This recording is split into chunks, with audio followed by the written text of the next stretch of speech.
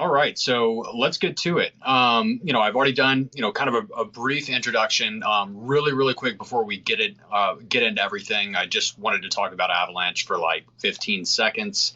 The coolest thing that I saw yesterday, and to be honest, I'm not even really aware of what this even means. If it means that something's coming, if it's more of a placeholder.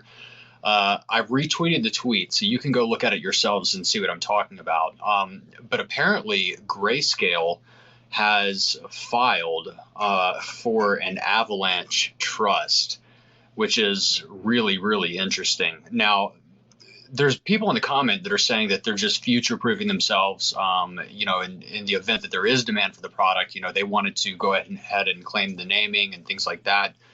And there's other people saying that, this is basically signaling intent to have, kind of this, accessible product, to allow normies and institutions and funds to kind of invest in this.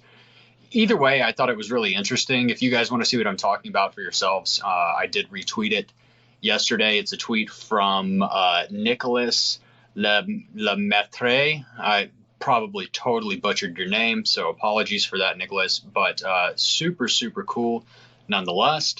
Guys, Tor Bair, extremely, extremely good guest, so I'm really, really excited to have him here. I've spoken with him in the past about Secret Network. For those of you that don't know, Secret Network was once Enigma. They are now Secret Network. Still focused on privacy, still the same mission, but they're doing some really, really cool shit. It's my understanding that Secret Network can offer you MEV protection. So I'm sure you guys have heard about being sandwiched or whatever on your trades. There's even sites like sandwich.wtf that'll show you how much money you've lost to sandwiches. And sandwiches are really interesting. It's actually what actually happens is somebody front runs and then back runs your trade. So they see your trade in the mempool, they go ahead and buy the asset before you, which causes your order to slip. So when you're actually making trades in an AMM, if that slippage is too high, they're going to take all they can get. They're going to get their trade in before you. They're going to make sure that their trade is prioritized. Your trade goes in, and then they immediately sell after you. So it's kind of like stealing from you almost. But Secret does some really cool stuff, and it actually their AMMs can provide protection against this and other privacy features. So Tor, why don't we get into this, man? Tell us about what's going on with Secret Network, what you guys are doing, and I'm also interested in, and this is a question I'm sure a lot of people are going to have. How do we get over there and try it out for ourselves? I always tell people you can't really get a feel for any of this stuff. And really, that was my aha moment for Avalanche. I'd heard about it for a while and I was like, what the fuck is this? And then I finally bridged over and I tried it out. And I was just kind of like, oh, I see why people are excited about this. But how can people have that same aha moment, with Secret Network? How can we get over there? How can we check it out and get our hands dirty with it? Sweet. Yeah, there's a lot to get into there. So thanks for having me, man. I have two modes when I go and I do these. I have normie mode, where I was on Laura Shin's podcast this week. We had an incredible conversation. We talked about Secret. We talked about some news we dropped this week, which I'll get into. And then I have ape mode, which I think is a lot more fun for me personally. They're both really high energy. I know you bring the energy, but I definitely prefer to see Tor in ape mode today. I don't know about you guys. I thought you might say that. Yeah, throw your hundreds in the chat or whatever, and send the link around to friends who haven't really heard the Secret yet. But I have a blast talking about Secret. So there's two sides of the Secret ecosystem. Like every other ecosystem, we got the DeFi side and we've got the NFT side. I'm definitely going to get into both, but I'll start with what the heck we are and what the heck we do. So like Avalanche, like these other chains, we're a layer one, but unlike all these other chains, Secret is private by default for smart contracts. It's a big differentiator because every other network is public by default, meaning when you're interacting with contracts, interacting with applications, everything you're doing leaves a trail, but also is like real time on the chain. And like having that amount of data exposed is a massive security risk. It's also a big usability hindrance. It just kind of sucks, right? On the DeFi side, we already mentioned how that leads to things like MEV, Just miners always being able to get ahead of what you do, effectively always seeing the future because everything is public by default, even when it enters the mempool.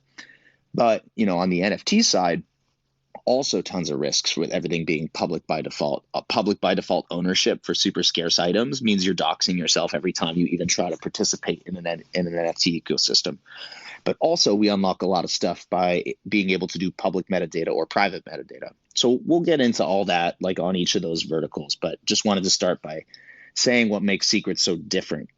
None of this, by the way, is like, oh, maybe someday, maybe it can happen. We were the first chain to get this stuff up on mainnet. The mainnet's been up since February 2020. We got private smart contracts onto mainnet in September 2020. So it's been about 14 months of mainnet private smart contracts, and we're really still the only chain that's been able to do it and get any adoption. So we've got DeFi applications like Secret Swap and like Sienna Network that have launched on the network that already have over like $100 million in liquidity and historically over like $700 million in volume. So stuff's getting used. And on the NFT side, you'll notice that I have this extremely cool PFP right now. This is the first private by default NFT collection called the Anons, which launched on Secret Network very recently. So we're excited to see just like the level of experimentation that's coming into the ecosystem right now. And by the end of this conversation, like I'll be able to point you guys exactly into how you can get your hands dirty on both the NFT side of the ecosystem and the DeFi side of the ecosystem, because they're both exploding.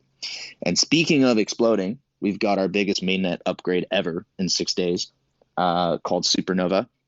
That's going to be for an IBC integration. So Terra just finished their IBC integration very recently. Now they're fully connected to the Cosmos. That's happening to us too in about 6 days. So Secret will come onto all these other networks in the Cosmos, including Terra, including Atom itself, including Osmosis. But you'll also see all those other tokens being able to flow into our ecosystem where they become private by default on Secret Network. And you can use them in Secret DeFi.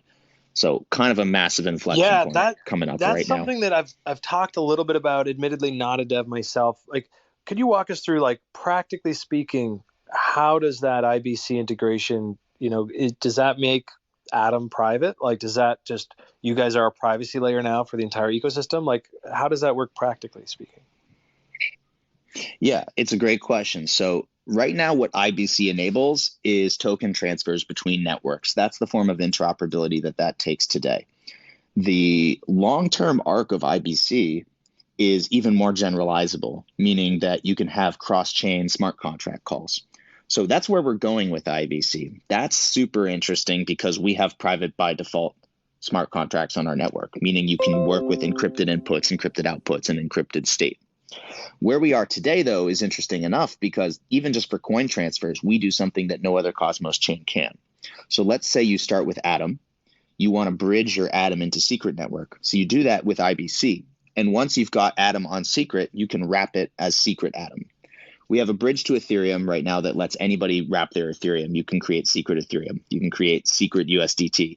You can create Secret DAI. You can create Secret Link. You can create, basically, it works for any ERC20. We also have a bridge to Binance Smart Chain. You can bridge your BNB. You can bridge, again, your like Binance-based ETH, your Binance-based USDT. All that comes into the network and becomes a secret version of itself. Now imagine you can do that with any IBC coin, meaning Atom, Osmo, Luna, UST, any of these IBC-enabled coins can come to the network. You can wrap them as secret versions of themselves. So you can either use it in Secret DeFi, trade it on Secret Swap as an LP, get in those pools, get that yield, or you can just use it for transactional privacy. This is super cool for UST, for example. You just bring UST into the network, you wrap it as Secret UST. Now you have a private by default stablecoin that's also decentralized. And then when you want to use it back in the Terra ecosystem, you just unwrap it and send it back over with IBC. Which would essentially be I know Tornado Cash is the thing that everyone talks about as being like on Ethereum. If you want to do a private transaction, you can run it through there. It's a little sketchy. It's a little complicated, quite expensive. That's sort of like you guys would be enabling that with regards to, say, UST. You just want to have a fresh wallet. You could swap over, swap back. Yeah, that use case, that transactional privacy use case is always there, but it's much more interesting than that because instead of just doing it where it's like you're going in, you're finding an anonymity pool, you're coming in one end and out the other, we also unlock all of these composable DeFi applications that use secret tokens, that use private by default tokens, and that themselves are private by default. So what that means is you can bring UST into the ecosystem, turn it into secret UST, and then put it in a secret swap pool and be earning yield on that pool. Meanwhile, everything that happens on secret swap is front running resistant by default, because all these pools, when you interact with them, the miners can't see the transaction that you're sending into the network. They can't see the trade that you're making before you make it. So they can't go and jam their own order in front of yours. Tor, how does that privacy actually work, though? You know, because obviously, like Random Task brought up Tornado Cash. You know, I'm sure you guys that are listening have heard of Tornado. It's a mixer, basically. You know, you send your Ethereum in. You know, there's a lot of other transaction sets, and it just kind of mixes your Ethereum with all of them. I mean, you can, if you have enough data, it's really not private. It's kind of just the illusion of privacy. I mean, how do you guys approach privacy? Why are you private by default? Can this be kind of unwound like Tornado Cash, or how does that work?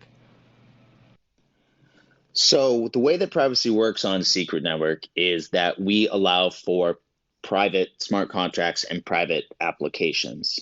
So at layer 1, we have a native coin for the network, Secret. And Secret is used for everything. It's used for gas, it's used for staking, you know, it's even used for on-chain governance at layer 1.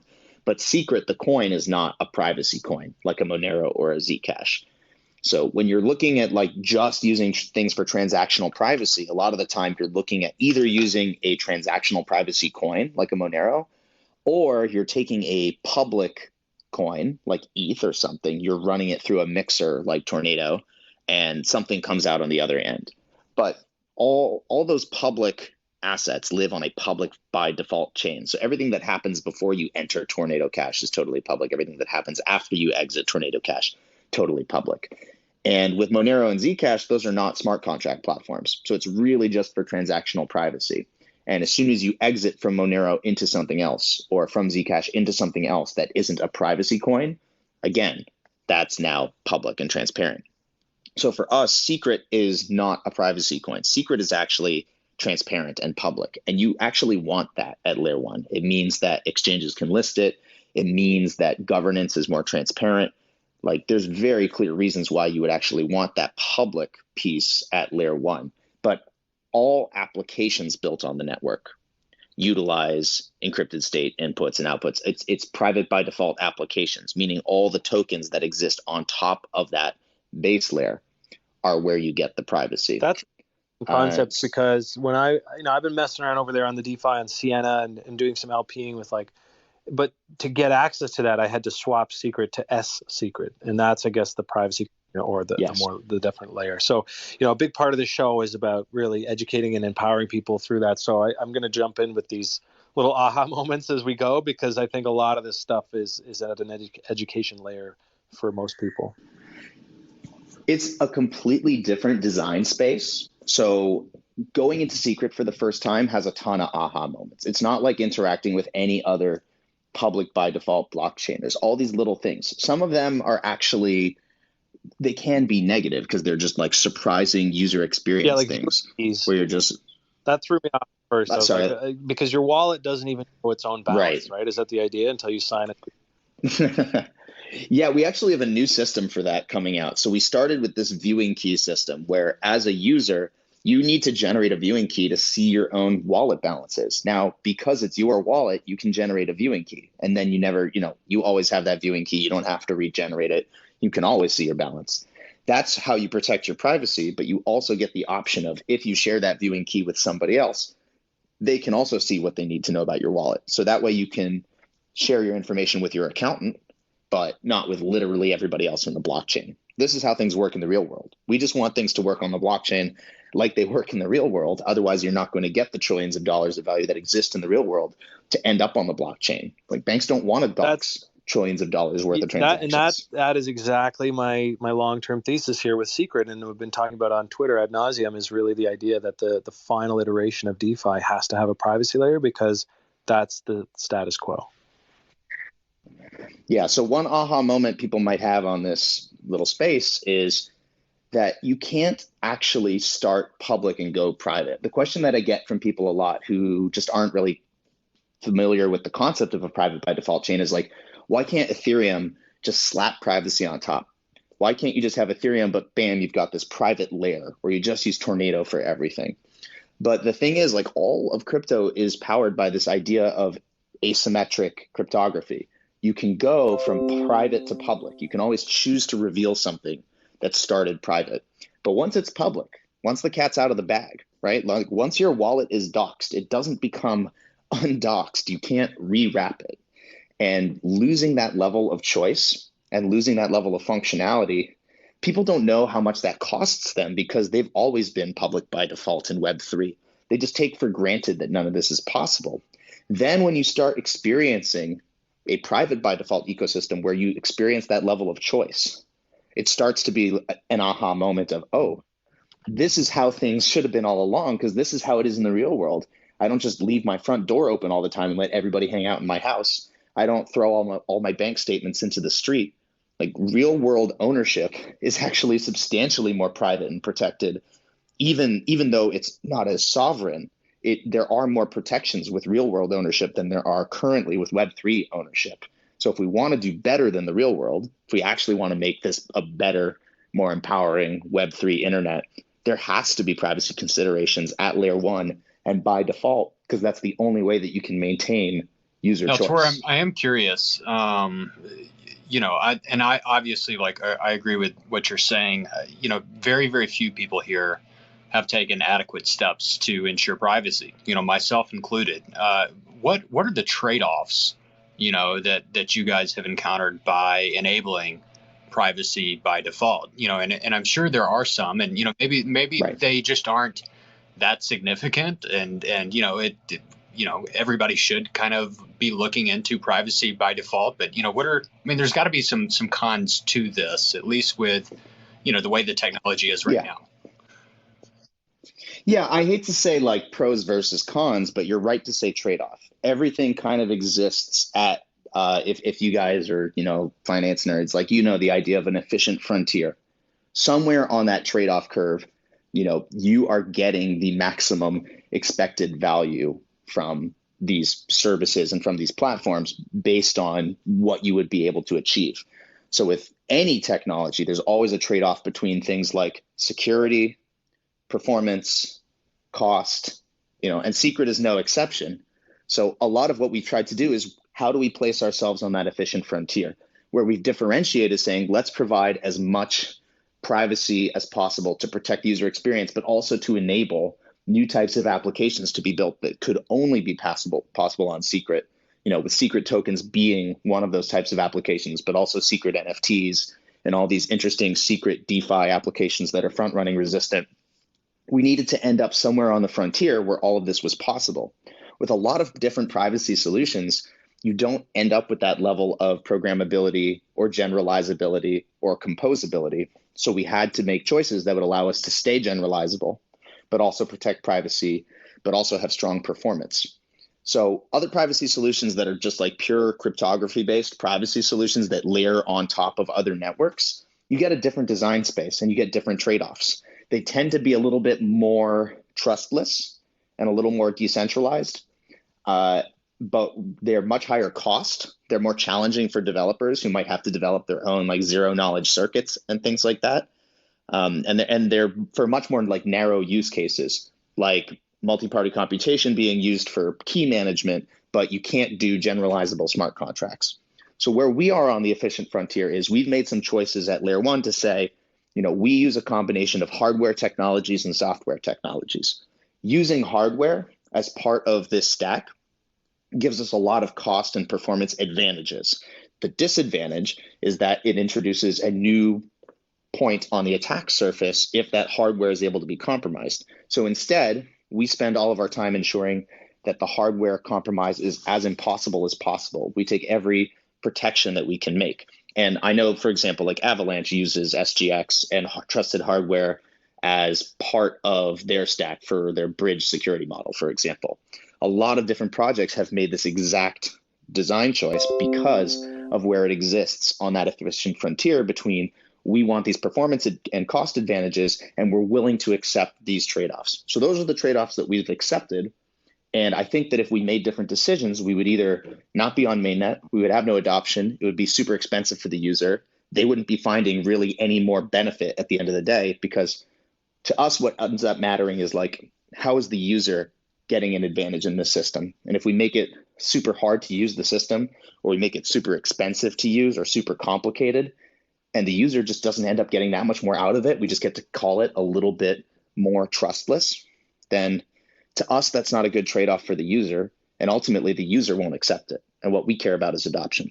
And really scalability. I'm glad you brought up the idea of expense and cost, because I was on there yesterday and I made a few transactions, and I think it was about $1 per transaction, very fast. And that's, there's often a knock on these newer L1s or these sort of, there's Ethereum and then all these other ones. And it's like, well, they're fast and cheap. And the knock is that, well, can they scale? With the throughput that Ethereum is being demanded, it's obviously gotten very expensive. With that kind of user base, or if you start looking into the future at coming closer to the number of users that Ethereum has, how does that scale? Does that dollar turn into 10, 20, 50, 100, or does it scale sort of horizontally? Again, not being a dev, but maybe could you talk a little bit about what you see in terms of scalability and cost? Yeah, I mean, we're making predictions, not promises, right? I can make predictions about how things are going to look as demand scales, but look, demand has been scaling. We're seeing more demand than ever. Actually, the blockchain has been a lot more resilient than the tooling.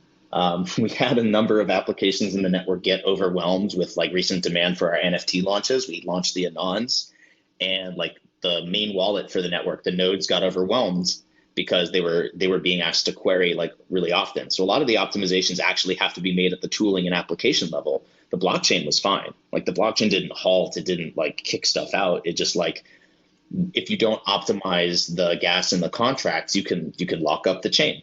Supernova, by the way, is supposed to give us about 10x cost advantages with gas going forward. So we're going to find out if that's true or not in about a week when this is mainnet, but it's supposed to bring down gas even more dramatically. Plus, as a layer one, we're looking at every other kind of scaling solution that everybody else is, right? I saw there was a thread on Twitter the other day where like people were pushing back on the Solana ecosystem, saying, if you're always going to need this scalability at the second layer, then what's the point of saying like your L1 is differentiated by high throughput? I kind of agree with that, like without making like a super hard stance here, but I kind of agree with that. Like we're always going to be looking at, second layer solutions and side chains and so on. We have a different thesis for Secret. We have a different differentiator, which is to say we believe that the layer one itself should be able to protect privacy. Because if your layer one can't be private, if it's only public by default, you just locked yourself out of like 99% of the useful real world use cases. And you removed about 99% of the developer and user choice that would be possible in a private by default system. So we'll always be looking at scalability. Like that's not what we put front and center about the network. Obviously our costs are a lot cheaper than ETH. Obviously by building on Tendermint, we already get a lot of scalability advantages that we don't necessarily have. But that's not our differentiator. We're just going to continue to do probably what a lot of other L1 ecosystems will do, which is integrate solutions on top of that private by default L1 that are going to help us find cost and scalability advantages as demand for the application layer scales. So, hearing about Secret Network, the privacy features, all that, like that's amazing. What this show is really about is talking about all of the cool shit people can actually do on Secret. So you mentioned, something about NFTs. I think you called it the Anons. What are some, of course, I'd love for you to talk about that. I'm going to let you kind of spill the beans. It's already out there, but for anybody that doesn't follow Secret closely, I'll let you tell them the secret. It's pretty big news. But in addition to that, I'd love to hear you talk a little bit about some of the applications that have been built on top of Secret, that you find really cool, and also, some cool things that people can do with those applications. And it looks like we've actually lost Tor. It looks like he didn't want to tell the secret after all. No, they're on to me. Back. He's in the request thing there. Okay, hold on. We're getting him back up here. Just a second. There you go. Sorry, I had to go. I was gonna tell you guys the secret, and then they took me out, man. They took me out. The feds, man. The feds, they're everywhere. I know, man. I was gonna do the thing where I was like, well, actually, I wanted to tell you guys finally for the first time I can reveal, and then like hit the hang up button. You know? It's a good gimmick. It only works like a few times before people realize you don't know anything, but it'd be super funny. Okay, so here's the secret. The reason I've been in New York all week, the reason I'm taking this from a hotel room is because on Tuesday we announced the first creator who's doing a secret NFT drop. So before I put that out there, I just want to quickly say what a secret NFT is that makes it so different. It's the first NFTs that not only can have public or private ownership, but they can have public or private metadata. So for all of you sitting here with sick ass profile pictures from your favorite collection, you know, all of those are public by default NFTs, unless you're an Anon. Anons, you know who you are. But all of these others are public by default, meaning everything lives in the public metadata. Everybody on the blockchain knows which wallet owns it. Everybody on the blockchain knows exactly what it represents. Everything is public to everyone. Private metadata means there's something that only the owner knows. If you own it, you're the only one who can see it, unless you choose to share it. And from our perspective, that's the only thing that's going to give NFTs long-term value. That's the only thing that really starts to replicate real-world ownership, where as the owner, you choose whether the thing you own is shown to everyone or just a small number of collectors you invite into your gallery, or, you know, if it's just for your eyes only. And you can imagine all kinds of use cases for that. What we did was we announced the first creator to launch their own secret NFT collection as a creator. And he was excited enough about secret NFTs that he flew into town and did a special event with us. And G Money was there and Coin Artist was there. We did a sick panel. So it was Quentin Tarantino who flew in, my favorite director of all time, honestly. And yeah, I went on a Tarantino binge last spring. Watched all of his movies. So good. And that's incredible. It's incredible how well they like hold up from a creativity perspective. But what makes him so special is he doesn't put out like 700 movies. You know, he's not Michael Bay, and he's not like any of these. Like he is a very specific kind of creator who's very protective of his work. And when Tarantino looks at a regular NFT, or any creator, they look at a regular NFT, they probably think a lot of the time, like, I don't understand how this has value. So I'm putting something that was of tremendous value to me that I worked for years on or months on. Now I'm putting it on the blockchain. And even though somebody says they own it, really everybody owns it. I've lost control. From the creator perspective, as soon as it's owned by everybody, even if one person bought it, even if you kept the money, that connection between the creator and the collector is kind of severed. And you know, what you really need as a creator is some ability to protect the content that you want protected, have it a relationship be only between the creator and the collector. So Quentin Tarantino's NFTs are first of their kind and one of a kind. What he's doing with secret NFTs is there's something special in the public metadata. We haven't revealed what that is yet, and I can't reveal it here, but there's public metadata, which everybody's going to be able to see. But in the private metadata, we did announce what that's going to be. There's 7 NFTs, each one of a kind. Each NFT in the private metadata, only visible by the owner, is the original handwritten scripts from Pulp Fiction. Only you're going to be able to see that as the owner. And only you are going to be able to listen to the audio commentary that Tarantino recorded. And those recordings are all from this year, where he's walking through each of those scripts, sharing secrets from the recording process, things that only were known to him. So never before seen, secrets never before heard, only knowable by the owner of the NFTs in a special 7 NFT collection, each one representing a different scene from the movie, only possible because of the private metadata capabilities that secret NFTs are introducing. So because this is such a massive new design space for NFTs, you know, this is just the first creator that we've announced that's doing something like this. You can obviously imagine there's other creators that are coming to explore this new primitive, but I couldn't think of anybody that I'd be more excited to see explore doing their own collection and creating their own community based on this idea of this secrecy, creating that intimacy and allowing them to have a new kind of creativity for the Web3 world that wouldn't have been possible in, you know, traditional Hollywood or even in the Web 2 world, or even now on Ethereum. That just couldn't have been done, but now it can. I love that. I mean, I think the most interesting thing about what you just said is that's fucking huge. You know, like it almost allows you as the owner of the NFT to have a personal, private relationship with the creator. I can imagine, just hearing his thoughts, walking through his process. That has to be something special. And just because of that, I can't imagine the value of these things. And then with some other creators too, to actually get a glimpse into the mind of these brilliant people that only you can have. I mean, I think that's pretty game changer for NFTs. I'm glad you guys are kind of focusing on that space and on NFTs, because I think your application for NFTs is really what could take NFTs to the next level. Yeah, it's a really good example of that use case coming in. Because at first I thought, okay, if it's a completely private NFT, right now NFTs, it's all about profile pictures and showing off your art. And that's a bit of perhaps just because that's what you have to do. You can't have it private. But this almost opens up a whole other layer where you could have an NFT that represents access to said NFT. So, you have to be like a member of a certain group or a certain, like you said, spectator group. And this also is going to throw that sort of right-click save meme to the... Yeah, that's the one I want to go into the trash, right? But it's so hard because there's always a little bit of truth to it, right? Like even the authentication to so much of this stuff has to happen at the application layer. Even if Twitter links it to your account, right? Like they do PFP verification, you're still relying on Twitter. As long as Twitter is like a centralized platform, you're relying on the authority of Twitter to be able to say, oh yeah, this is the owner, checks out, it links back to their social profile. What we're trying to do with Secret is have this happen at layer one. So all of these composable applications can be checking in on this access control rather than being like OpenSea says whether or not you own this unlockable content, or Dapper Labs says whether or not you own this unlockable content.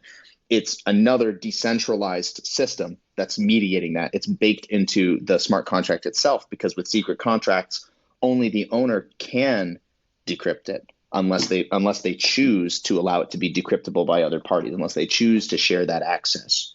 So yeah, exactly. I mean, I sell it exactly the same way. It's killing all these arguments forever, and it's opening up a totally new design space, not just for artists, right? Like I care so much about the artist and creator use case. I'm a musician myself. Like I care about digital rights and digital rights management and value creation and value capture by creators. But this is also massive for communities. So this is where I get to shill Anons for just a hot second. Anons are the first secret PFP collection, and they were some of the first NFTs to be minted on the network.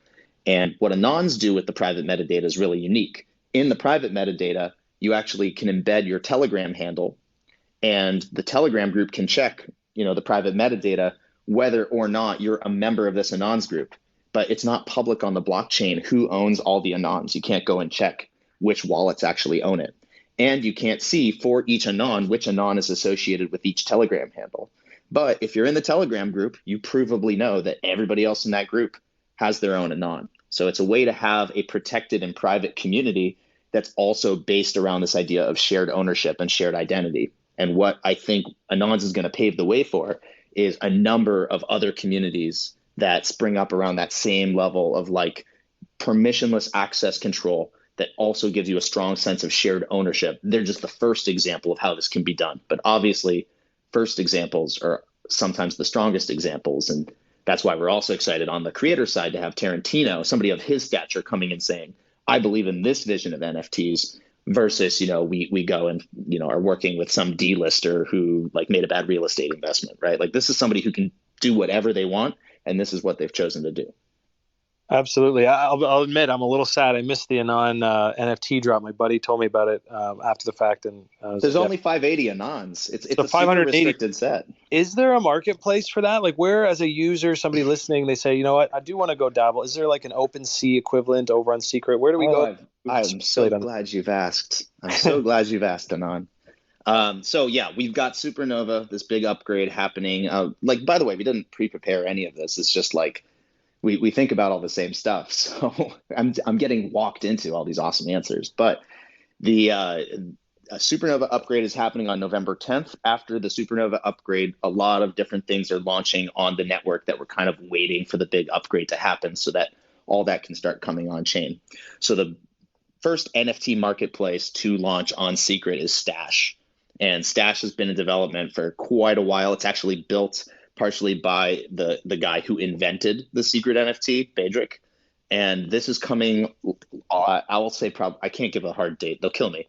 But mid-November, mainnet, first secret NFT marketplace where you'll be able to go and bid and mint on the first secret NFT collections. You may or may not see Anons there. It depends if somebody's selling. If they are, I'm probably buying. But that's where you'll be able to play around with a lot of this stuff. But anybody can go. There's platforms where you can go and mint your own secret NFTs already. There's actually a number of upcoming secret NFT drops. I could probably name check a few. There's Secret Dogs, there's Emergent Properties, there's Secret Collective, Secret Punks. I'm going to botch because I feel like there's at least a dozen that have already been revealed and a bunch more that are private. But yeah, trust me, for all the apes on here who are looking for things to get their hands dirty with on the NFT side, like we said, it's way more fun to talk about what you can do. You can do that. You'll need some secret, but you can do that. Now, Tor, I understand, you don't have a ton of time left. I do want to get into this Q&A section. But really quick, I've got one final question for you. I think this is going to be relevant for everyone listening. Let's say I just have assets on Ethereum right now. What is the best way to get over to Secret Network? And, of course, with Avalanche, when I use the bridge, I go over there. They give me a little bit of gas to spend. That makes my life a lot easier. Is there any kind of faucet or distribution mechanism to where, if I just wanted to get over there and try it out, how does that look for me? What's the easiest, lowest friction, most noob-friendly way possible? There's a few different paths. And by the way, Supernova is going to introduce yet another path because we're going to have these fee grant modules that allow people to get their first gas within the network. But here's a few different paths. If you use the Ethereum bridge, we do have a secret faucet because ETH is expensive enough as a bridge. It makes sense to be able to have a faucet to reward the user on the other side with their first secret for gas. It's not cost effective to Sybil attack that kind of faucet. So we try to keep that faucet well stocked. If you're bridging over from the Binance Smart Chain universe, on the other hand, that can get Sybiled pretty easily. We haven't figured out a good faucet solution that'll actually, protect the users who want to come in and explore the system. But after Supernova, after IBC, this gets a lot easier because you'll also be able to acquire secret on Osmosis or any of these other Cosmos-based dexes if you want to get gas. That will give you access to the mainnet coin that you can spend for gas. Another way that you can get your first secret, if you don't want to go the centralized exchange route, it's on Binance, et cetera. But if you want to make sure you're doing this in a community-driven way, we do have Secret Pizza. It is a faucet delivery service from members of the community, our secret agents who like to deliver pizza to new people so you can get your first secret just by asking real nice in Discord. That's friction, I agree, versus a faucet, but it is a great way to also get onboarded into the community. And the other way is to become a secret agent, because when you become a secret agent, you start getting into this pipeline of being able to complete projects for the network and get your first secret in exchange for doing awesome projects that also help protect Web3 privacy. I think that's actually super cool. You're doing work on behalf of the network and you get rewarded immediately in a way that also then allows you to become a user of the network. So a bunch of different ways to do it. I think after Supernova, it's also going to get substantially easier. I don't want you guys waiting around 6 days if you want to start screwing around with this stuff, but we are more than a bunch of people on here. If you see anybody with an Anon avatar, chances are they'd be able to hook you up with your first secret too. So come and ask. Okay. Yeah, awesome. Okay, guys. So we're moving on to my favorite part of this podcast, and that is the audience Q&A section. Now, very briefly, before we get into this, I did want to lay out some rules. Please be respectful of these rules, guys. We don't have that much time left. We want to make sure, as many people as possible get the opportunity to ask Tor questions. Look, we're going to be respectful of Tor. We're going to be respectful of everyone in the audience. Zero tolerance policy for trolls. Just a reminder that this is being recorded. So you coming up and requesting to speak is also consent to being recorded. Your voice will be on our YouTube, will be on our Spotify, et cetera, et cetera. So here's how this is going to work. I'm going to kind of step into a moderation role moving forward. Random Task is going to be driving this discussion. When you request to speak, I'm going to invite you up here. Random Task is going to call your name. When you're called, please ask one question. We don't want any of this. Well, I have 4 questions for you. Here's my first one. That's not how this works. So when you get called up, ask one question, make it short and sweet. After Tor's answered you, it'd be great if you could say, hey, thank you so much for your time, Tor. At which point I will remove you from the speaker role. But with that being said, if you would like to ask Tor questions, please request to come up here and speak. I'll have you up here and we'll get on with it. Sweet. Absolutely. And if you do have a couple of questions and we get through the first queue that's up and there's some space and some time there, absolutely step back up and ask. But as Messi says, it's nice to go through one at a time. In some cases we run out and somebody doesn't get to theirs. Let's start out with Crypto Muse. You're up first. Come on down. Hello, appreciate you. How's it going, Tor? Just a quick question. Ledger support. When is that coming? There is Ledger support. Great news. There is a guide within our documentation. Because Ledger supports Cosmos already and Atom, it can support Secret as well. So if you set up a Kepler wallet, which is the wallet that supports like every Cosmos chain, and you attach your Ledger wallet to Kepler, you can use that to pretty easily like set up and import a secret address on your Ledger. So yeah, basically anything that you can do through the web wallet, you can do with your Ledger. That's what I use for everything. That's where I store all of my secrets. So thankfully, not something you have to wait for. Trezor, no support right now, but Ledger definitely. Thank you very much. And Kepler is a really good wallet. I use obviously, MetaMask, and there's a few others in Phantom. And I've really enjoyed Kepler. One tip that I often mess up is I get a new wallet like that, and then I do the whole private key thing, and I write down the seed.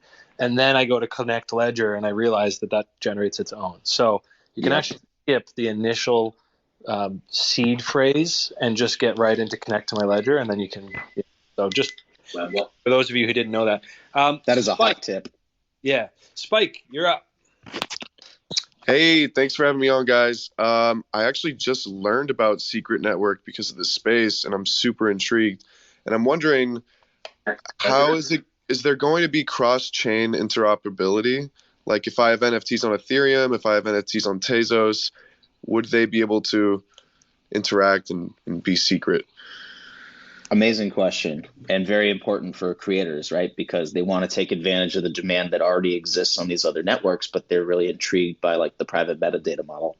So the way actually the Tarantino NFTs are going to work is that they are being issued on Secret.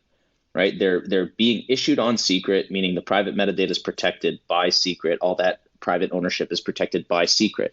But the auctions, we're partnering with OpenSea. OpenSea is going to be auctioning NFTs that are bridged to Ethereum. By owning the Ethereum NFT, instead of having the Ethereum NFT point directly to this public metadata, effectively owning the Ethereum NFT gives you ownership of the Secret NFT. And to use the Secret NFT and to see that private metadata, all you have to do is bridge back from Ethereum, and now you have access to that private content. So the way that I explain it to creators is, and this is our thesis, people are going to start using Secret Network as the settlement layer for NFTs because it's where you can have the protected ownership. It's where you can have the protected metadata. That's where you're going to want to store this stuff. That's where you're going to want to treat it where it lives. But NFTs, by their nature, are going to be multi-chain. You're going to want to be able to use them in different application universes. We just think that the best way to do that is to start by issuing an NFT on Secret and then bridge it to ETH so that you could display it if you wanted to on OpenSea or elsewhere and get that demand, capture that liquidity. Or you could bridge it to Tezos, or you could bridge it to Avalanche, wherever the bridges can take us. You just need that like one-to-one pegged NFT model. So we're starting with Ethereum, but where the artist demand is, that's probably where we're going to look to, and that's where we're going to go. Ultimately, I think being the settlement layer for NFTs means we're going to have our own NFT ecosystem that's independent from the others. So if you didn't want to worry about bridging it elsewhere, like everything could live on Secret Network. Because a lot of this stuff, you don't actually want to know that you're using a blockchain at all. You just want to be able to have your PFP collection and access its community, right? So for those collections in particular, like the Anons, like it makes so much sense to just be on Secret, not worry about bridging. And then you never have to worry about compromising any aspect of that privacy by bridging to a public by default chain. But we definitely understand in the short term, artists who are already used to these public by default universes, they definitely want that interoperability. So rather than try to run away from that, right off the bat, especially with the Tarantino collection, we're embracing that with an Ethereum bridge. And depending on artist demand, you'll see us look into bridges to other ecosystems as well. I noticed that Avalanche is listening to this call. Hello. Oh, hey there, Avalanche.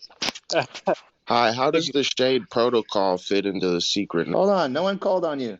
Yeah, Big Insect. Okay, you're up next. What do you got? Come on in. Was that the question, Shade? Yes. Okay. Shade Protocol is another DeFi application that's launching on Secret. I didn't even get a chance to talk about it because there's so much shit we're launching. Shade is a synthetics platform, and the first asset that's launching on Shade, which is on Secret, is Silk. So you've got Silk on Shade on Secret. Silk is a private by default burn-based stablecoin. So if you think that the future of stablecoins is not only decentralized, but also private by default to protect users and end users, and because you don't want all merchant transactions public on chain forever to everybody, then you should be really excited about Silk. And what's interesting about Silk is they're taking that Terra Luna burn-based model for stablecoins, and it's happening at the application layer on Secret, and you'll be able to burn in any Secret token in order to generate this private by default native stablecoin on Secret. So what you can have is, for example, two-sided pools on Sienna or on Secret Swap that have UST against Silk, or ETH against Silk, or Secret against Silk.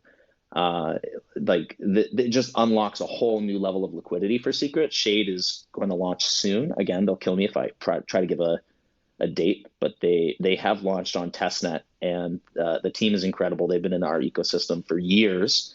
So definitely keep an eye out for Shade Protocol. Look them up on Twitter, and look forward to using them on mainnet shortly. Soon, TM. And that's that was an airdrop, right? Am I correct in some of the staking? I remember reading something about secret stakers. Yeah, not to shill too hard. I know I'm here to shill hard as hell, but not to shill too hard. Ape mode. Ape mode is saying that you can stake Secret, and also if you're a Luna or Atom staker, start staking before November 7th, because the snapshot period for the Shade airdrop is actually between November 7th and mid-December. And then that should give you some idea of the timeline here till mainnet, right? I just kind of gave it away. But that is, you still have a few days before Supernova to get your Secret, start staking so that you can become eligible for the Shade airdrop. If you think the idea of a private decentralized stablecoin is going to be massive, given all of the news recently, then this is probably something you should get in on. Nice. And then, so the idea is to stake throughout the period, not just like starting sometime during it.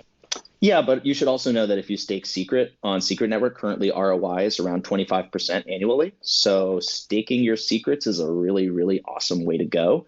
And I think the Secret is finally starting to get out about that. So you're starting to see people get the Secret, stake it. This is obviously also not going to be the only airdrop, most likely, on Secret. It's just an amazing way to bootstrap new applications on the network. So maybe you'll get some Shade. Maybe you'll get a bunch of other stuff too. Maybe you'll get some NFTs. I know that one of our validators, Secret Underground, just started announcing that they're going to start doing NFT drops to all their delegators. So just that's a very easy way to just get started in the ecosystem. Node was that?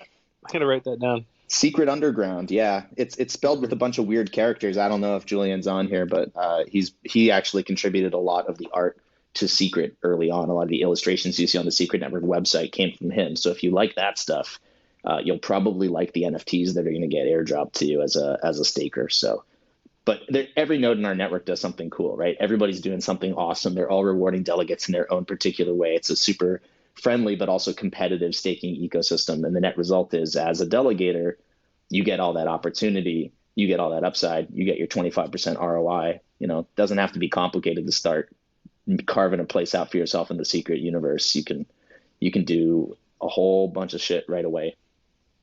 For sure. Now, I know this is your guys' Q&A, so I'm gonna ask this on behalf of the users here, for myself as well. Where do you go to learn about the nature of each node? As a user, I come in to stake, and I'm trying to pick a delegator. They all just names on the page. Is there a community or a forum area that you can point us to?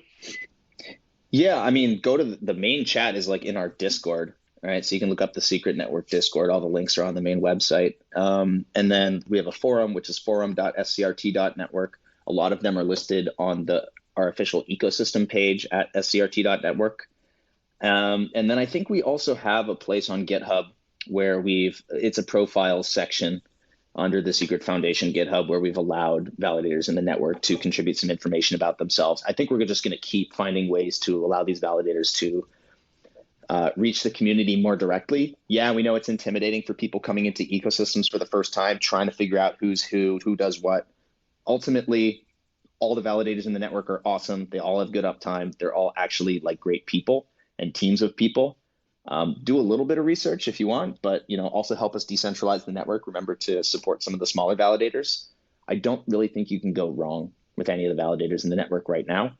But that said, you'll probably find somebody who speaks to your ethos more than others if you do a little bit of research early on. You can always redelegate, so don't take it too hard. Yeah, no, absolutely. And that's, as somebody who's a little bit new to the delegated proof of stake, that was a trick for me. I was looking as commissions this and fees that. I was how do you even choose? But I'm going to get into the Discord. And for those of you guys listening or watching our replay, we'll put some links in the description over on YouTube so you can explore some of what you just described. Spike, you're up next. Hey, I could step down actually because I already asked my question, but thank you. That's my bad. Okay. Mycelium Silk. Hey, what's going on, guys? Huge fan. Very excited for Shade. Very excited for Tarantino NFTs. Tor, I just wanted to ask if there was any updates on the secret Terra bridge. I'm sure that after Supernova, there's probably going to be an integration. But in lieu of this airdrop coming, I'm trying to get funds over and really killing me with these ETH fees. So if you could answer that would be great. Yeah, sorry about the ETH fees. They come from ETH. Fees are quite reasonable on Secret. If you're coming from the BSC universe or wherever, it's actually, nothing. But great question.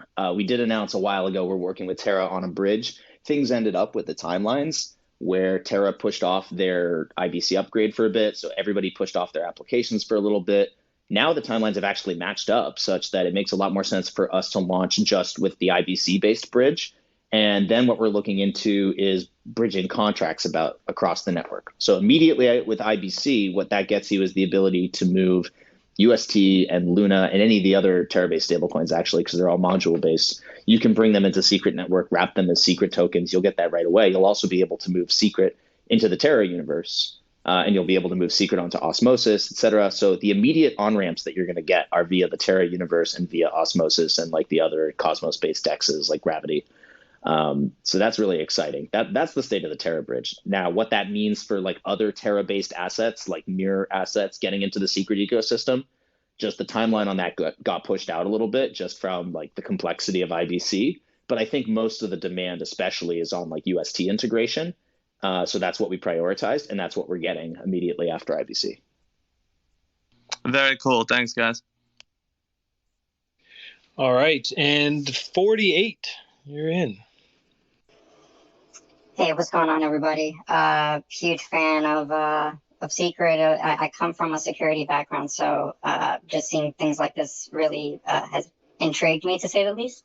So that had got me thinking, Tor, I don't mean to bring you a very hard question, but I hope that this is not trying to disprove anything or whatever. But I guess one thing that comes to mind when I started diving into Secret was, the Tor.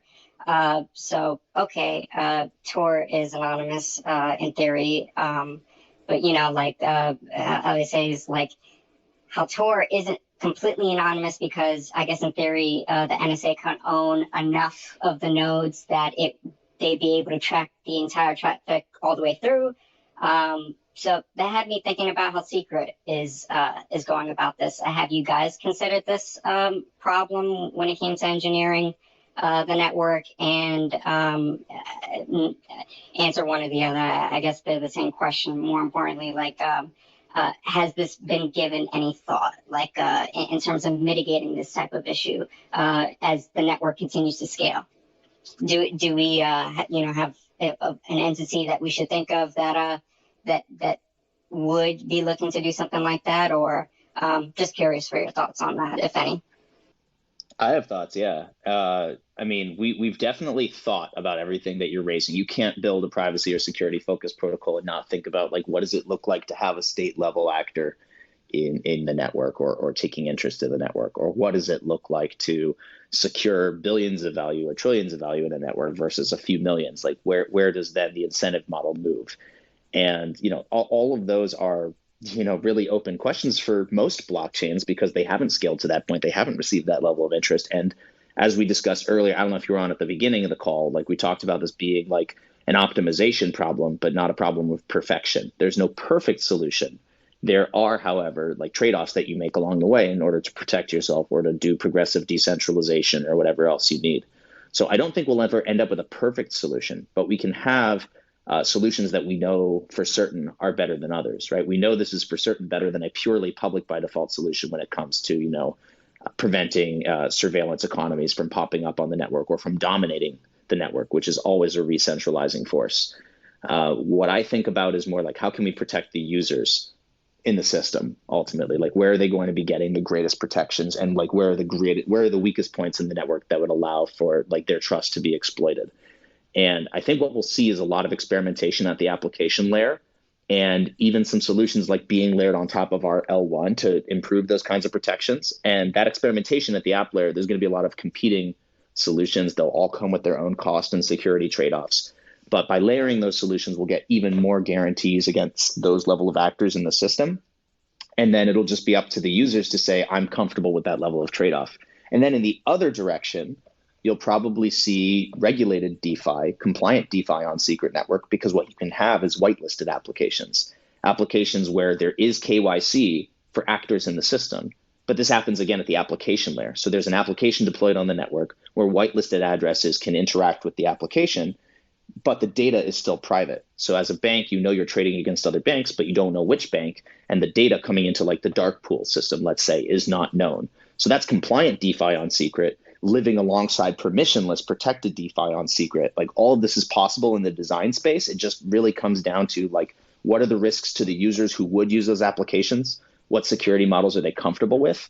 And, we just want all of these kinds of possibilities to be supported in the network. We don't want to have that level of surveillance possible at L1, right? We don't want KYC at L1 at the underlying layer. That needs to happen at the application layer. Otherwise, it's basically the same thing as like putting a backdoor into an entire blockchain. Like that's not what you're supposed to do, because it undermines the security of the entire thing, just like putting a backdoor into any encrypted messaging service. I know I rambled a bit. No, absolutely. That was excellent take, 48. Great question. And we've got Soren waiting to ask a question. What do you got? Hey, and just real quick, before you go ahead, Soren, I did want to let everyone know that we are not going to be inviting additional speakers up. If we've already invited you up, you are going to have the opportunity to ask your question and be heard. But, Tor does have to leave shortly, and we want to be respectful of that. But Soren, go ahead, man. Hey, guys, love the podcast. So I was wondering, is there liquid staking on Secret? I read something last night about it. I was curious if that's available, and if with liquid staking you can participate in the Silk airdrop. Yeah, interesting question. So right now there's a couple different staking derivatives that have been developed for the network, and I think they have different models, right, in terms of like which validators are actually supporting them. I don't think we've really gone into depth, actually, even on the blog, about what they're like or what their models are. Our goal is to have it be that we can increase like network security and have people stake, but then still have access to that liquidity and reuse that liquidity within the Secret DeFi universe. Right now, the staking derivatives aren't live, but they're in active development. So you can watch out for that. And for right now, if you're mostly concerned about getting access to the upcoming airdrops or anything like that, get Secret, stake it, and then you'll at least have the liquidity that comes from the airdrop. But you can also get Secret, right, and start participating right now in all the Secret Swap or Sienna pools, getting that yield in CeFi or Sienna or whatever you want. There'll probably also be some incentivized pools for, post IBC. There might be some incentivized pools involving UST. There might be incentivized pools involving osmosis. So just keep an eye out for all those different ape style opportunities, honestly. there's something for everybody with Secret, right? The DeFi side, the NFT side, it's all kind of there right now. And as we get things like liquid staking, staking derivatives up online, that'll be another fun thing to experiment with. First private by default staking derivatives would be pretty sick. Yeah, awesome, man. Can't wait to ape into Secret. Thanks. Why wait? That's right. We've got Spade or Chad Armchair. Come on down. Yeah, Spade. All right, thank you. I'm really excited about Secret. I'm on bridge.secret.network right now. I see Ethereum, Binance, Monero. I heard y'all mention like bridging to and from Terra, Tezos, AVAX. Are any of those bridges live? And if so, where are they or where will they be? Thank you. Yeah, if those bridges go live, so Tezos and Ava are not, as far as I'm aware, in active development. And we've spoken with both of those teams about it. I know that there's some other bridges that are in stealth in development. Those are to some other like private by default chains or to some other smart contract chains. It really just depends where user demand is. Just to be clear, there's going to be a difference between like NFT bridges and fungible token bridges. These are where you're at on bridge.secret.network, SCRT.network. Those are all the fungible token bridges for bringing your ERC20s and such over. But an NFT bridge would probably look a little different because that's just like a totally different model for the user, being able to share your non-fungible assets across chains. The Terra bridge is going to be, all those assets are going to be available after IBC. So there's another site. If you go to wrap.scrt.network, that's where you're going to be able to wrap IBC tokens into their secret versions and back. So you'll be able to take your UST, create secret UST, and now you've got a private by default UST that you can use anywhere on Secret Network. And when you're done, you unwrap it, you send it back over to the Terra universe. So that's probably where you're going to start seeing all these different interactions pop up. They'll all be made a lot more obvious to users. You know, having a multi-chain like wallet like Kepler involved is also going to help a lot. They've done a lot to support IBC interactions in the Cosmos. If you're listening to this and you haven't played with any Cosmos network, you know, Secret's an awesome one to start with, but you can also start screwing around with Osmosis. Super sick. I'm flying to Lisbon tonight so that I can speak at Cosmoverse, where I'm going to be hanging out with a lot of these guys, plotting, you know, world domination and such. But what I love about the Cosmos universe is that it's this vision of interoperability. Like, it's not just within Cosmos. We're not insular. We are trying to bridge everywhere. So again, if there's any if there's any projects on this call still that want to bridge to Secret and enjoy our privacy protections, I'm your guy. Hit me up. Beautiful. And you're going to Lisbon for not Solana Breakpoint. I'll be there as well for Solana. I got to get you to plug the conference you're talking about at the end here. Yeah, I'm not going for Breakpoint because everybody else I know is going for Breakpoint. Anybody I know that's not going for Cosmos is going for Breakpoint. That's going to be sick. It's just going to be a great time in town. I always love learning from those communities. Solana's a massive community now, a lot of NFT interest. I'm sure they would love to have some privacy for their NFTs. Absolutely, yeah. Well, I'm going to track you down while we're over there, buy you a beer. Next up, Sunzu Gui. You're in. Hello, and thank you for hosting. This is really fascinating. I was wondering, there's a lot of competing chains right now, and Secret Network is one of the first ones to be anonymous. There's a few other, I think, like Beam, but it's much smaller. I was wondering, what can you learn from these other chains that Secret doesn't do, and what is a long-term vision for Secret alongside these chains? Thank you. Our long-term vision for Secret alongside other chains that concern themselves with privacy is, again, still to be collaborative, because Web3 privacy is important. And the more projects we have advocating for it as a principle in Web3, that's how we end up getting like a Web3 that's good for users, as opposed to like highly surveillance-based and awful and worse than Web 2. So I fully support every other privacy project. Most of them just take different trade-offs along that efficient frontier, like I mentioned. I like our choices, and it's why we're leaders on adoption. But I'm very, very curious to see what else pops up, because we can absolutely be learning a lot from each other. The other place where I think we've gotten a lot more traction is just in our community, right? Like, because we were first, a lot of the privacy passionate people within the Web3 space have gravitated towards Secret and our community. And all these people are now Anons, or they're secret agents, or they're both. And I think finding that identity within Web3, Like, we stand for something that pretty much no other blockchain stands for, and our technology stands behind it too. So if you're privacy passionate, this is the community that you want to join. We're the biggest, we're the strongest. We take very active roles in the space, not just to, you know, pump secret, but to promote privacy as a principle. And if that sounds like something you want to be a part of, you know, you join, I think it's at scrt.network/agents, or you just join the Discord. Like, you can get started onboarding into that community, because ultimately having at least one super powerful privacy focused community within the crypto space is what's going to allow us to go and then empower every privacy project that comes after us or alongside us. All those same agents are going to be ready to support whatever privacy project comes next. It's principle driven more than it's driven by a single blockchain. So we take a very collaborative focus there, and I'll be watching very closely what happens in these other privacy universes to see what we can borrow and apply back to our own ecosystem to benefit the users. It's a really interesting commentary in a world of crypto that is so based in cryptography and so much about doxing and anon and people wanting to have their own sovereignty with their finance. But when you put it that way, really every other blockchain is very much surveillable, not very anonymous. And, you know, like I've heard that the FBI loves Bitcoin because they're like, yeah, we can track every single thing. You know, that's how they found Ross Ulbricht and tracked him down. So it's an interesting take, and I think it really speaks to the mantra of sort of OG crypto. Zulian, last question today. What do you got? Hi, thanks for having me. I was just kind of listening, and first, I've heard about Secret before, I haven't really dove in, but I got really intrigued when you mentioned the delegation nodes, and I was wondering if there's a barrier to entry with some of the nodes. I know that you need quite a bit of capital to start one. What would be the best way to on how to create a node and decentralize the ecosystem? Great question. Yeah, if you want to start your own node, I mean, we have very strong node support within the Discord. We've got some node documentation at docs.scrt.network.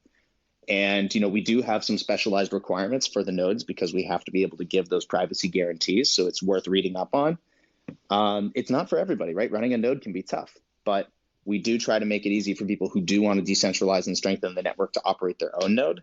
If that's not, probably it is your background, but if you're listening and this is not really your background, feel free, like, you can be a delegate, right? Delegate to any of the nodes, the secret nodes already supporting the network. It only makes the network stronger. You do get the ROI. And you can start a node with just one secret. You won't be in the active set unless you're in the top 50 by stake. But you can start there, find delegates, offer something unique to the community, or apply for delegation from, I would say, like Secret Labs, because they're the core devs supporting the protocol. That's another way, right? Like, you do something super valuable for the ecosystem, attract that delegation. Now you're helping decentralize the network and add some imperative tooling on top of that. Everything just strengthens the network, which in turn strengthens the privacy protections that we can offer to users. Definitely jump in the Discord if you're interested. Thank you very much. All right, guys. Well, that was amazing. Thank you so much, Tor. You know, everybody make sure to annoy the hell out of Tor. He's actually a really, really nice dude. So, you know, I'm sure if you did reach out to him with questions, also a busy guy, but, you know, if you reached out to him with questions, you know, I'm sure he'd be happy to help you out. And you know, as he was saying earlier, they have this community of secret agents. So maybe, Tor, you could post something on Twitter about how to get in contact with those secret agents, you know, if people were interested in being onboarded to the ecosystem. Yeah. But yeah, everybody get over there, check it out. You know, out of everything you talked about, I think this privacy focused stablecoin was what interested me the most. I'm definitely going to be digging into that, you know, hopefully being able to, you know, to get some kind of exposure to it. I did want to ask you really quick before we went, are there any portfolio trackers that are integrated with the Secret network yet? Good question. People are building tooling like that. Like, we don't have like a massive shitcoin universe on Secret. We tend to have things that are like highly utility based. So I don't know how much work has been done on that side, but that's definitely something for you and I to dig up, because I do see that as an opportunity to provide a lot of value for people within the Secret DeFi universe. It is getting complex with Sienna launching, and Sienna's actually trying to bring lending to market on Secret in December, the first like credit-based marketplaces. And of course, you know, privacy-based lending could be massive. So it's going to open things up a lot more. Yeah, it's, I mean, just look, I think everyone here, at least agrees that the future is multi-chain and that, different chains are going to be better at different things. But, one thing that I really enjoy is, for example, Zapper is my favorite. I love being able to look at all of my stuff just kind of under one umbrella, quick glance. Okay, I'm not wrecked. It's you get on Twitter. Like this morning, I got on Twitter and I seriously thought that I'd lost all my money. But I had to take a quick peep at the portfolio trackers, and I found out that wasn't the case. Yep. But Tor, thank you so much for your time today. At the end of our stream, I did want to remind everybody of a few things. One, if you did end up missing any part of this stream, in just a few hours, we will have this up on our YouTube channel. You'll be able to go back, re-listen to everything Tor said, better digest that information. There was a lot today. Maybe tomorrow or the next day, we'll get those Spotify, iTunes links out so you guys can check that out. I also wanted to remind everyone that right now, gas remains on Ethereum over 100 GUI. What that actually means is that it costs you $50 to do a slow ERC20 transfer. It is $150 for a Uniswap swap.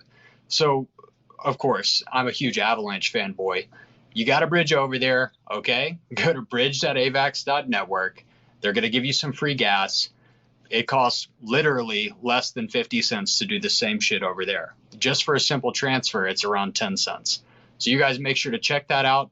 Check out Secret Network. Tor, thank you so much for your time, man. You were an incredible guest, as always. A pleasure as it's ever been. If you guys want to follow me, follow me. If you want to follow Secret Network, it's just at Secret Network. Secret Network did just tweet a link to the agents program. If you want to get involved with the community, there's a million ways to join, contribute, get paid, meet me. We do secret events, obviously. So meet me over there. I'll see you soon. And I'll see some of you in Lisbon. Yeah, fascinating conversation, and really appreciate your time and look forward to meeting you in Lisbon this week. Rock on. Thank you, gentlemen. All Thanks right. for everybody who listens. All right, boys. Until next time. Take care, Adios. buddy. Cheers.